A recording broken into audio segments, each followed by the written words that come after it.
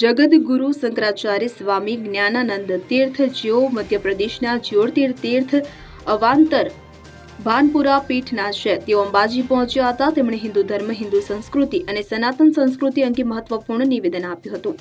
શંકરાચાર્ય દર વર્ષે અંબાજી મંદિરમાં માતાજીના દર્શન કરવા આવે છે। તેમની સાથે લંડનથી બલદેવજી ગીરી પણ આવ્યા હતા, જેઓ નિરંજન અખાડા સાથે સંકળાયેલા છે। બલદેવજી ગીરી હાલમાં લંડન ખાતે આશ્રમ દ્વારા વિદેશમાં હિન્દુ સંસ્કૃતિનો પ્રચાર કરી રહ્યા છે। આગામી સમયમાં યુકેમાં વિશ્વ વૈદિક સનાતન ફાઉન્ડેશનનો આશ્રમ પણ જોવા મળશે।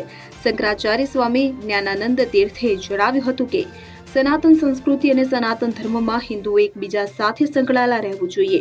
તેમણે ભારપૂર્વક કહ્યું કે સમગ્ર હિન્દુઓએ એક થવું જોઈએ અને પોતાની સંસ્કૃતિ વિશે જ્ઞાન રાખવું જોઈએ। Bureau report CN24 news. હવે જુઓ દેશ દુનિયાની તમામ ખબરો તમારી આંગળીના ટેરવે। ઉઠાવો મોબાઈલ અને Google Play Store પરથી ડાઉનલોડ કરો અમારી CN24 ન્યૂઝ મોબાઈલ એપ।